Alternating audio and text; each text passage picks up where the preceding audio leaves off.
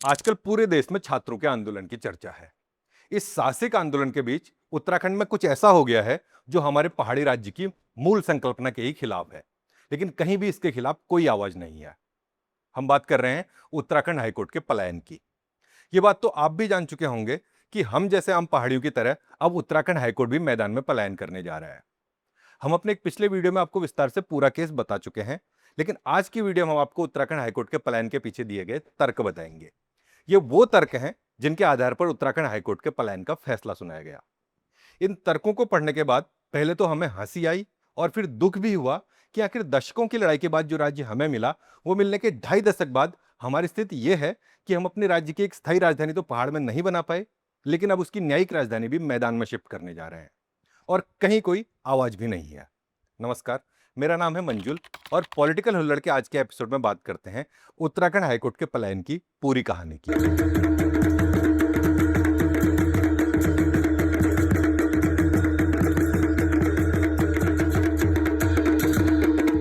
Uttarakhand high court अभी नैनीताल की जिस बिल्डिंग में है, ये मूल रूप से बर्न्सडेल एस्टेट कहलाती थी। बर्न्सडेल एस्टेट अंग्रेजों के जमाने से ही सत्ता और शक्ति का केंद्र रहा, लेकिन यहां कोई भी संस्थान लंबे समय तक नहीं टिका। 3 जजों के साथ शुरू हुआ उत्तराखंड हाईकोर्ट भी अब यहां से शिफ्ट होने वाला है। यानी युवा पहाड़ी इंसान की तरह युवा उत्तराखंड का हाईकोर्ट भी पलायन करने वाला है। उत्तराखंड हाईकोर्ट के पलायन की पूरी कहानी में अगर आप ये जानना चाहते हैं कि उत्तराखंड हाईकोर्ट नैनीताल में बना कैसे, तो आपको हमारा नवंबर महीने का वीडियो देखना होगा, जिसमें हमने बताया था कि कैसे भारतीय जनता पार्टी के पहाड़ की आधी अधूरी समझ और अरुण जेटली के प्रभाव से सन 2000 यानी राज्य बनते समय ही उत्तराखंड हाईकोर्ट नैनीताल में बनाया गया था। पूरा वीडियो आप दिए गए लिंक में जाकर देख सकते हैं। खैर, इस मामले में ताजा अपडेट कुछ इस तरह है कि उत्तराखंड हाईकोर्ट जल्द ही कुमाऊं के भाबर यानी हल्द्वानी में पलायन करने वाला है। अब नया हाईकोर्ट हल्द्वानी में गौलापार बनेगा या फिर बेल बाबा के पास, ये तय होना अभी बाकी है। यह मामला चर्चा में इसलिए आया है क्योंकि इस हफ्ते सुप्रीम कोर्ट ने उत्तराखंड हाईकोर्ट का 2024 का एक फैसला पलट दिया। जस्टिस रितु बहारी और जस्टिस राकेश थपलियाल की बेंच ने 2024 में हाईकोर्ट हल्द्वानी के गौलापार शिफ्ट किए जाने पर रोक लगा दी थी। उन्होंने अपने फैसले में राज्य सरकार को अपने परिसर को नैनीताल से बाहर शिफ्ट करने के लिए उपयुक्त जगह खोजने को कहा था। इसके लिए जनमत संग्रह कराने जैसी बातें भी इस फैसले में कही गई थी। सुप्रीम कोर्ट ने पहले इस फैसले पर स्टे लगाया था और अब पूरा फैसला यह कहते हुए रद्द किया है कि इस तरह के निर्देश अपनी रिट अधिकारिता के तहत न्यायिक शक्तियों का इस्तेमाल करते हुए जारी नहीं किए जा सकते। भारत के मुख्य न्यायाधीश सूर्यकांत, न्यायमूर्ति जॉयमाल्य बागची और न्यायमूर्ति वी मोहना की खंडपीठ ने कहा कि उच्च न्यायालय की स्थापना या स्थानांतरण से संबंधित मुद्दे प्रशासनिक प्रकृति के हैं और उच्च न्यायालय को न्यायिक कार्रवाई के बजाय राज्य सरकार के परामर्श से अपने प्रशासनिक पक्ष से निपटना चाहिए। आपको यहाँ ये टिप्पणी ध्यान से सुननी चाहिए, क्योंकि कल जब आप ये सवाल करेंगे कि हाईकोर्ट मैदान में क्यों शिफ्ट हुआ, तो हो सकता है आपसे कहा जाएगा कि हम क्या कर सकते हैं, ये तो कोर्ट के आदेशों का पालन हुआ है। कुल मिलाकर बात यह है कि उत्तराखंड हाईकोर्ट हल्द्वानी पलायन करने के अपने आखिरी चरण में है। वैसे अभी कुछ छोटी मोटी अटकलें हैं, जैसे गौलापार में जहां जमीन खोजी गई है उसके 75% हिस्से में पेड़ हैं। कहा जा रहा है कि यहाँ हाईकोर्ट बनाने के लिए शीशम, खैर, नीम, अमलतास जैसे करीब 4000 से ज्यादा पेड़ काटने होंगे। फिलहाल गौलापार के अलावा जो नई जगह सुर्खियों में है, वो है रामपुर रोड बेल बाबा के पास की जमीन। अब आपके दिमाग में भी एक सवाल तो आया होगा कि अगर नैनीताल शहर में हाईकोर्ट परिसर के विस्तार में दिक्कत है, तो क्या नैनीताल जिले के किसी और पहाड़ी इलाके में या अल्मोड़ा, बागेश्वर, पिथौरागढ़ या चंपावत में जमीन ढूंढी गई होंगी? अगर आप पुराने अखबार देखेंगे तो आपको नैनीताल के पास ही पटवा डांगर को विकल्प सुझाने वाली खबरें मिलेंगी। लेकिन क्यों आज हल्द्वानी के सिवा कहीं और देखना छोड़िए सोचा तक नहीं जा रहा है? इस सवाल का जवाब आपको जस्टिस रितु बहारी और जस्टिस राकेश थपलियाल की बेंच के फैसले वाली कॉपी में मिल जाता है।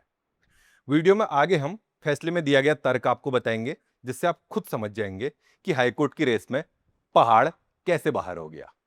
लेकिन उससे पहले हम आपको वो तर्क बताते हैं जिसकी वजह से सभी को यह लग रहा है कि हाईकोर्ट के पलायन में ही सबकी भलाई है।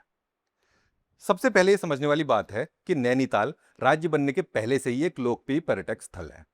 साल 2000 में नैनीताल आने वाले पर्यटकों की संख्या 2.5 लाख से ज्यादा थी। अगर आप कोविड वाला साल छोड़ दें तो 2004 के बाद से शायद ही कोई ऐसा साल रहा होगा जब नैनीताल में पर्यटकों की संख्या 5 लाख से कम रही हो। अब ऐसी जगह में हाईकोर्ट होगा तो जाहिर है न्याय के लिए आने वाले लोगों को खासी मुश्किल होगी। इसके अलावा न्याय का एक मूल सिद्धांत है न्यूनतम परेशानी और खर्च में पीड़ित को न्याय दिलाना। इस सिद्धांत का पालन नैनीताल में कैसे संभव था? यह सवाल उन लोगों से पूछा जाना चाहिए जिन्होंने नैनीताल में हाईकोर्ट बनाने जैसा अदूरदर्शी फैसला लिया था। 2025 में नैनीताल में 13 लाख से ज्यादा पर्यटक आए हैं। पूरे पर्यटन सीजन में हमने नैनीताल की सड़कों पर अक्सर जाम की लंबी लंबी लाइनें देखी हैं। पुराने वकीलों के लिए यहाँ चैम्बर नहीं है तो नए वकीलों का क्या होगा?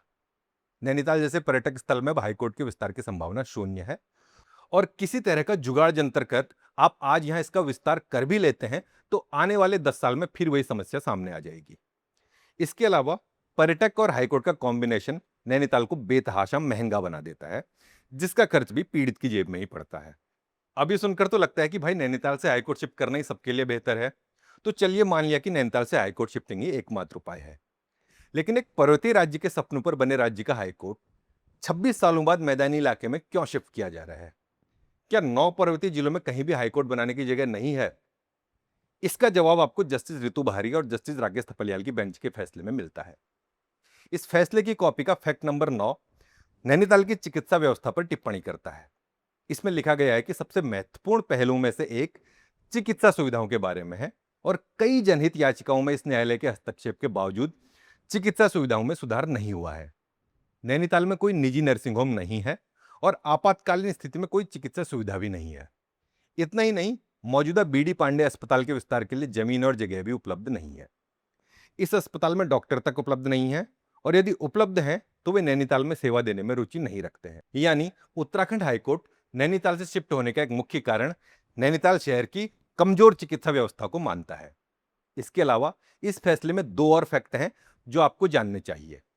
फैक्ट नंबर 11 जो नैनीताल की कनेक्टिविटी से जुड़ा है, जिसमें लिखा गया है कि नैनीताल पहुंचने का सिर्फ एक ही जरिया है, सड़क मार्ग, और इसमें 35-40 किलोमीटर का रास्ता पूरी तरह से पहाड़ी इलाका है।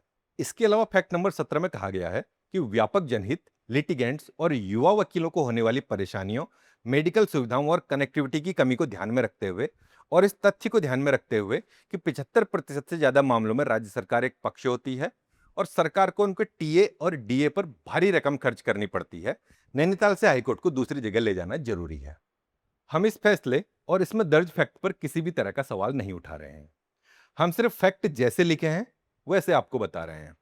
हम सिर्फ ये बता रहे हैं कि नैनीताल हाईकोर्ट के पलायन के पीछे के कारण क्या बताए गए हैं। अब हम इस पूरे फैसले को समझने की कोशिश करें तो ये समझ आता है कि नैनीताल हाईकोर्ट के पलायन का कारण प्रशासनिक सुविधा है। ये वही प्रशासनिक सुविधा है जिसकी वजह से गैरसैंण हमारी राजधानी नहीं बनी है। इसीलिए तो एक हिमालयी राज्य की सर्वोच्च न्यायिक संस्था के पहाड़ में संचालित होने की संभावना तक खारिज कर दी जा रही है। अब अगर 26 साल बाद उत्तराखंड में पहाड़ों में बड़े संस्थानों का संचालन कठिन माना जा रहा है तो अलग उत्तराखंड राज्य बनाने का औचित्य क्या रह गया है? अब यहां एक सवाल यह आता है कि क्या उत्तराखंड हाईकोर्ट नैनीताल जिले से बाहर नहीं बन सकता? तो इसके लिए आपको संसद में केंद्रीय कानून मंत्रालय का एक जवाब देखना चाहिए। पिछले साल संसद में उत्तराखंड हाईकोर्ट की शिफ्टिंग से जुड़ा सवाल पूछा गया था, जिसके जवाब में कानून और न्याय मंत्रालय ने कहा कि उत्तर प्रदेश पुनर्गठन अधिनियम 2000 की धारा 26(2) में कहा गया है कि उत्तरांचल उच्च न्यायालय की मुख्य पीठ यानी प्रिंसिपल सीट उस स्थान पर होगी जिसे राष्ट्रपति एक अधिसूचित आदेश द्वारा तय करेंगे।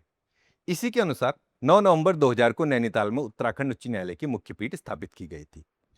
उच्च न्यायालय को दूसरी जगह शिफ्ट करने के बारे में सरकार आगे की अधिसूचना तब जारी करती है जब उसे राज्य सरकार से एक प्रस्ताव मिलता है। इस प्रस्ताव में उच्च न्यायालय के कामकाज के लिए जरूरी बुनियादी ढांचे की उपलब्धता की पुष्टि, उच्च न्यायालय की सहमति और वो संभावित तारीख शामिल होती है जिससे उच्च न्यायालय की मुख्य पीठ काम करना शुरू करेगी। फिलहाल भारत सरकार के पास ऊपर बताई गई शर्तों को पूरा करने वाला कोई प्रस्ताव लंबित नहीं है। कहने का मतलब है कि उत्तराखंड हाईकोर्ट कहां होगा यह उत्तराखंड सरकार ही तय करती है। इसके लिए किसी संविधान संशोधन की जरूरत नहीं है। चलिए छोड़िए, मान लेते हैं कि हाईकोर्ट का हल्द्वानी शिफ्ट होना ही आखिरी विकल्प बचा है। तो नैनीताल में सालों से जो पब्लिक के टैक्स के पैसों से न्यायालय और उससे जुड़ी आधारभूत संरचना विकसित की गई है उसका क्या होगा? यहां हम किसी भी फैसले का विरोध करने के उद्देश्य से सवाल नहीं पूछ रहे हैं। यह सवाल किसी भी लोकतंत्र में रहने वाले जागरूक नागरिक के मन में होगा। क्या एक नागरिक होने के नाते हमें यह जानने का अधिकार नहीं है कि इस फैसले से सबसे ज्यादा फायदा किसे होगा? सड़क, स्वास्थ्य और दुर्गम भूगोल ये हमारे पर्वतीय राज्य की मुख्य चुनौतियां हैं। जब इन चुनौतियों के साथ ही हमें पहाड़ में जीना है तो संस्थानों का मैदानों में पलायन कैसे हमारी समस्याओं का समाधान है?